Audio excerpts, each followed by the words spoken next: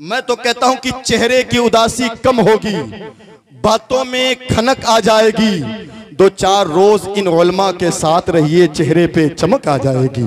शायर कहता कि छिटक छिटक कर बैठे हो, क्या ये कब्रिस्तान है? छिटक छिटक कर बैठे हो, क्या ये कब्रिस्तान है? आओ सिमट कर बैठ जाएं, ख्वाजा का हिंदुस्तान है। हीरे की तरफ देख ना नगीने की तरफ देख, मेरे नबी के पाक पसीने की तरफ देख। हीरे की तरफ देख ना नगीने की तरफ देख, मेरे नबी के पाक पसीने की तरफ देख। ऐलान कर रहे हैं, ऐलान कर रहे हैं, ये असहाबे मुस्तफा जन्नत जो देखनी है मदीने की तरफ देख। ऐलान कर रहे हैं, ये असहाबे मुस्तफा जन्नत जो देखनी है मदीने की तरफ देख। जमाले मुस्तफा के सामने चांद फीका है जब उनके नक्शे के सामने। आपकी ये खामोशी जो है नाजिर अली नक्शबंदी चैनल के हवाले से पूरी दुनिया आपको देख रही है। अब आप अपने जिम्मेदारी के साथ बैठे। शायर कहता है कि किसको लाओगे जमाले मुस्तफा के सामने, चांद फीका है जब उनके नक्शे पा के सामने। मुस्तफा के नूर होने से जिसे इनकार है, कौन सा मुंह लेकर जाओगे खुदा के सामने? मुस्तफा के नूर होने से जिसे इनकार है, कौन सा मुंह लेकर जाओगे खुदा के सामने? और सरवरे कौनैन की, सरवरे कौनैन की अजमत पे हमको नाज है, हम चराग अपना जलाते हैं हवा के सामने। हम चराग अपना जलाते हैं हवा के सामने। अल्लामा मुफ्ती गुलाम जिलानी अजहरी साहब क़िबला अपने खिताब में ये दुनिया को पैगाम देते हैं कि ऐ लोगो, डंडा किसी भी खानका का हो लेकिन उसमें झंडा बरेली शरीफ का ही रहता है। एक शेर पढ़ता हूं कि मिलेगी मंजिले मकसूद ये ईमान रखते हैं, हम अपने रहबरी के वास्ते कुरान रखते हैं।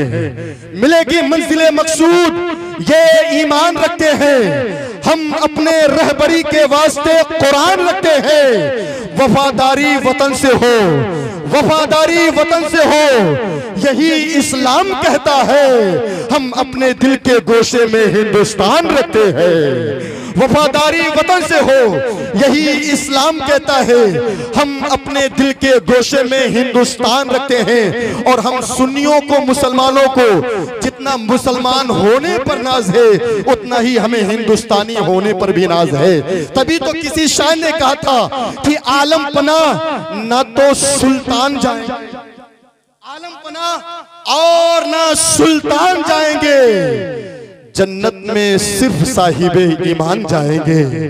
आलम पना और ना सुल्तान जाएंगे, जन्नत में सिर्फ साहिबे ईमान जाएंगे। इस मुल्क को लहू की जरूरत अगर पड़ी, सरहद पे सर कटाने मुसलमान जाएंगे। इस मुल्क को लहू की जरूरत अगर पड़ी, सरहद पे सर कटाने मुसलमान जाएंगे। पर मुझको नूर लिखना है, जिंदगी में जरूर लिखना है।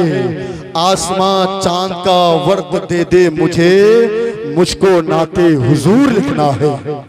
रजा से सारी बरेली महक गई, नामे रजा से इतनी उल्फत है दोस्तों, लिखा जो हाथ पे तो हथेली महक गई।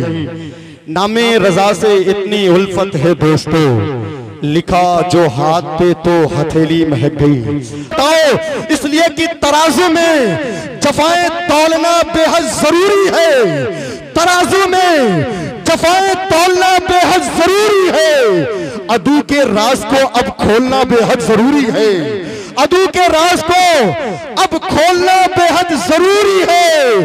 खामोशी आने वाली नस्लों को गूंगा बना देगी, बहुत चुप रह लिए अब बोलना बेहद जरूरी है। बिहार में एक शख्स था जिसकी साइकिल पंचर हो गई। क्या हो गई? साइकिल पंचर हो गई। वो दुकानदार के पास गया और शुद्ध हिंदी बोलने लगा कि ओ भूत चत्र के, महाचत्र के अभिनंदा, मेरे हूर चत्र को सूर चत्र हो गया है, अपने सूर चत्र से मेरा ये हूर चत्र को रफू चत्र कर। क्या करने गया था? साइकिल बनवाने। इतना शुद्ध हिंदी बोलने लगा। दुकानदार वाला कहा भाई हमारे पास इतना सामान नहीं, पड़ोसी के पास जाओ। हम उर्दू बोल रहे हैं, समझ में आ रही ना?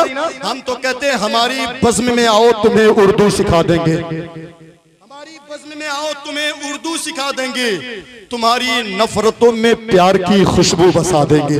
मैं उड़ायर कहता कि उर्दू का एक आदमी है अंजुमन में चुप, उर्दू का एक आदमी है अंजुमन में चुप। ऐसा नहीं कि वो उर्दू से बदगुमान है, शुगर का मरीज है, परहेज है, उसे उर्दू को लोग कहते हैं मीठी जबान है। शायर कहता कि फैला हुआ है नूर का जलवा कहां कहां, फैला हुआ है नूर का जलवा कहां कहां, यानी जमाले गुंबदे खजरा कहां कहां। और सिदरा पे जाके बुलबुले सिदरा ठहर गए, पहुंचा मेरे हुजूर का तलवा कहां कहां, पहुंचा मेरे हुजूर का तलवा कहां कहां।